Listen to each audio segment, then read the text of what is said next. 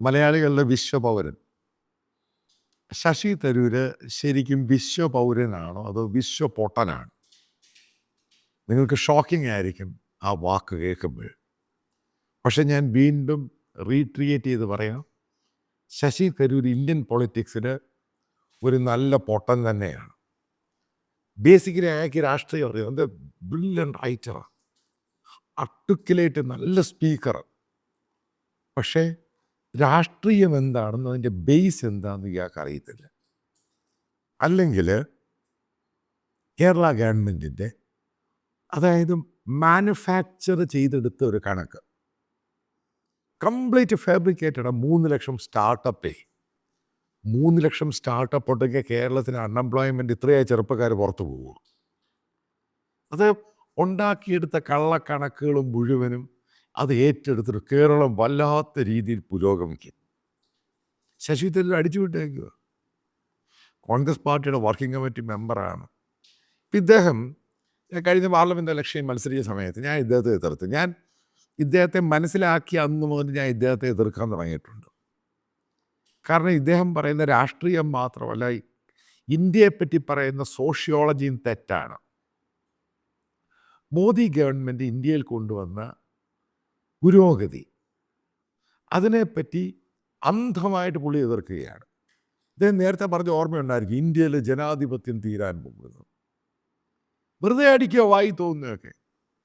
ശശി തരൂരിനെ പോലെ United നേഷനിലെ senior പോസ്റ്റിലിരുന്ന ഒരാൾ, അദ്ദേഹം 4ാമത്തെ ടൈം MP ആയിട്ട് വരുന്നയാൾ, ഇതേപോലുള്ള വിടുവാ വർത്താനം പറയുമ്പോൾ, വിടുവാത്തരം ആൾക്കാർ വിശ്വസിച്ചു പോകും.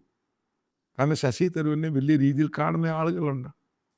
പക്ഷേ ഇയാളുടെ ഓരോ സ്റ്റേറ്റ്മെൻറ്റും, അത് കഴിഞ്ഞ് ബജറ്റിനെ പറ്റി നടത്തിയ സംഭവം, ഇദ്ദേഹത്തിന് ഇന്ത്യൻ എക്കോണമിയെ പറ്റിയും ഗ്ലോബൽ എക്കോണമിയെ പറ്റി പുല്ലും അറിയത്തില്ല, ചുമ്മാ പറയുന്നത്. ഇദ്ദേഹം യുണൈറ്റഡ് നേഷനിൽ പല സംഭവങ്ങളൊക്കെ നടത്തി, അതിനകത്ത് മലയാളി എന്ന രീതിയിൽ ഇദ്ദേഹം പ്രഗത്ഭനായിരുന്നു, സംശയമില്ലാത്ത കാര്യം. നല്ല റൈറ്ററാണ്, നല്ല കോളം എഴുതുന്നു, നല്ല സ്പീക്കറാണ്.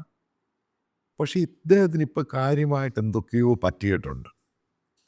കാരണം ഇപ്പോഴാണ് ഇയാൾക്ക് പിടികിട്ടിയത്, ഇദ്ദേഹത്തിൻ്റെ രാഷ്ട്രീയത്തിൽ കോൺഗ്രസ് പാർട്ടി ഇയാളെ അടുപ്പിക്കത്തില്ല. എവിടെ സ്റ്റേറ്റിലും അടുപ്പിക്കത്തില്ല, സെൻട്രലിലും അടുപ്പിക്കത്തില്ല. പാർലമെൻറ്റിൽ പോലും നല്ല ഡിസ്കഷന് പോലും ശശി തരൂരിന് കൊടുക്കുന്നില്ല. യാഥാർത്ഥ്യമാണ്. ഇതൊക്കെ ഞാൻ ഇലക്ഷന് മുമ്പേ പറഞ്ഞിരുന്നു. നിങ്ങൾ ആ പഴയ വീഡിയോ എടുത്ത് നോക്കുക. ഒരു കാരണവശാലും ശശി തരൂർ എന്ന് പറഞ്ഞയാളെ മുമ്പോട്ട് വരാൻ കോൺഗ്രസ് പാർട്ടി അനുവദിക്കില്ല. അത് കോൺഗ്രസ് പാർട്ടിയുടെ നയമല്ല, ആ ഫാമിലിയാണ് ഭരിക്കുന്നത്. അവരെങ്ങനെ ശശി തരൂരിനെ മുന്നോട്ട് കൊണ്ടുവന്നത്? രാഹുൽ ഗാന്ധി അവിടെ പോയിരിക്കും, പ്രിയങ്ക അവിടെ പോയിരിക്കും. സിമ്പിൾ ചോദ്യമാണ്. ഇത് ശശി തരൂരിന് ഇപ്പോഴാണ് മനസ്സിലായെങ്കിൽ ഇദ്ദേഹത്തെ ഞാൻ പൊട്ടനാണ് വിളിക്കുന്നത്. ഇദ്ദേഹം കോൺഗ്രസ് പാർട്ടിയുടെ AICC പ്രസിഡൻ്റായിട്ട് മത്സരിക്കുന്നു, നല്ല സംഭവം. പക്ഷേ അന്ന് ശശി പറഞ്ഞതാണ്, അതായത് കോൺഗ്രസ് പാർട്ടിക്കകത്ത് ജനാധിപത്യം കൊണ്ടുവരണം, നല്ല ഐഡിയ. പിന്നെ ഇയാൾ മിണ്ടിയില്ല. എന്താ മിണ്ടാത്ത? പേടിയ. ഞാനീ പറയുന്നത് മനസ്സിലാക്കുക. ഈ കോൺഗ്രസ് പാർട്ടിയുടെ ഒരു പരിധി കഴിഞ്ഞ ആൾക്കാർക്ക് ഭയമാണ്. കാരണം പാർട്ടി ഒതുക്കിക്കളയും. രാഹുൽ ഗാന്ധി എന്ന് പറയുന്ന മരമണ്ടൻ നേതാവിനെ നേതാവായിട്ട് അംഗീകരിക്കുന്ന ആരെങ്കിലും കോൺഗ്രസ് പാർട്ടിയിലുണ്ടെങ്കിൽ നിങ്ങൾ മനസ്സിലാക്കുക, അടിമയാണ്. രാഹുൽ ഗാന്ധി പറയുന്ന മുഴുവനും പൊട്ടത്തരം വിഡ്ഢിത്തരമാണ് പറയുന്നത്. ശശി തരൂരിന് പട്ടിയ പൊളിറ്റിക്കൽ പാർട്ടിയല്ല ഇത്. പിന്നീടത് നോക്കുക, കേരളത്തെ പറ്റി അയാൾ പറയുന്ന വികസനം. എന്നിട്ട് കേരളത്തിൽ ഇത്രയും ചെറുപ്പക്കാർ വിദേശങ്ങളിലോട്ട് കിടന്ന് ബഹളം വെച്ച് ഒഴുകുക. അതിനെപ്പറ്റി മിണ്ടുന്നില്ല. എന്തുകൊണ്ടാണ് പോകുന്നത്? ഈ പോയവരല്ലേ ശശി തരൂരിൻ്റെ ഫാനുകളാണ്. ശശി തരൂരിനെ വളരെയധികം ഇഷ്ടപ്പെടുന്ന ആൾക്കാർ തന്നെയാണ് ഇന്ത്യ വിട്ടു പോകുന്നത്, കേരളം വിട്ടു പോകുന്നത്. എന്താ കാരണം? കേരളത്തിൽ പൊട്ടൻഷ്യലായിട്ടുള്ള ഒരു സംഭവം ഇല്ല. അവിടെയാണ് ഈ പറയുന്ന പൊട്ടത്തരമായ ഇവിടുത്തെ കേരള ഗവൺമെൻറ് ഉണ്ടായിക്കൊടുത്ത ഒരു ഫാബ്രിക്കേറ്റഡ് കണക്ക് വെച്ച് പറയുക, 3-3.5 ലക്ഷം സ്റ്റാർട്ടപ്പ് ഇവിടെ ആരംഭിച്ചു. നിങ്ങൾ അത് കയറി ഏറ്റു പറഞ്ഞ് അതിനെപ്പറ്റി ലേഖനം എഴുതുക, എന്നിട്ടത് പ്രൊപ്പഗേറ്റ് ചെയ്ത് ഭയങ്കര സംഭവമാണെന്ന് പറയുക. മലയാളികൾക്ക് പലരെയും മനസ്സിലാക്കാൻ സമയമെടുക്കും. ശശി തരൂർ ഞാൻ ഈ പറയുന്ന നല്ല ഇംഗ്ലീഷാണ്, നല്ല ബംഗാളിയാണ്, ഹിന്ദിയാണ്, അതൊക്കെ മിടുക്കനാണ്. പക്ഷേ ഇന്ത്യൻ രാഷ്ട്രീയത്തിൽ പക്ക വലിയ വട്ടപൂജ്യമാണ് അദ്ദേഹം. നിങ്ങൾ ഓർമ്മയുണ്ടായിരിക്കും, തിരുവനന്തപുരം സിറ്റിയെ ആംസ്റ്റർഡാം പോലെ സിറ്റിയാക്കും, സിംഗപ്പൂർ പോലെ മാറ്റും, അതേപോലെ ബാഴ്സലോണ പോലെ മാറ്റും എന്നൊക്കെ ഇയാൾ എത്ര പ്രാവശ്യം പറഞ്ഞ.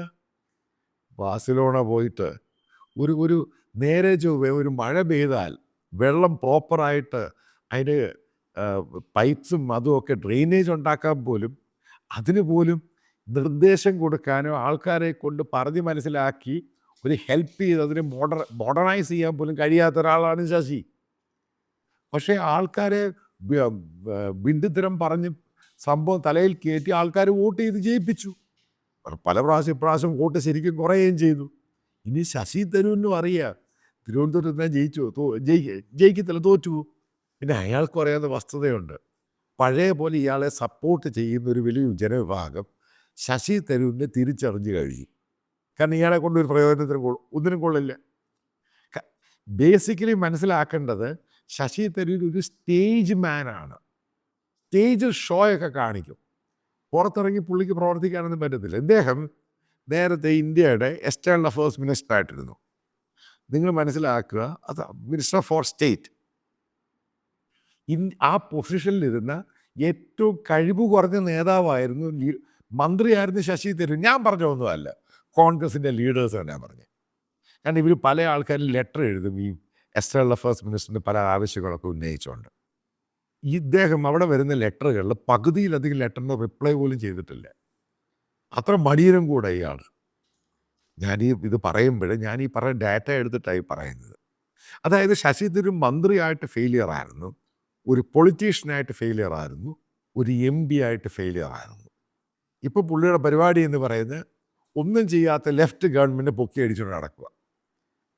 കാരണം ഈ അവിടുന്ന് വല്ലതും ഈ സ്ഥാനാർത്ഥി അല്ലാതായി മാറിക്കഴിഞ്ഞാൽ ഈ ലോക്സഭയുടെ ടൈം കഴിഞ്ഞാൽ രാജ്യസഭയിൽ കൂടെ വരാനുള്ള പരിപാടിയാണ്. കാരണം ജനങ്ങൾക്കും മനസ്സിലായി ഇനി ഇയാൾ ജയിപ്പിക്കുന്ന കാര്യം സംശയം.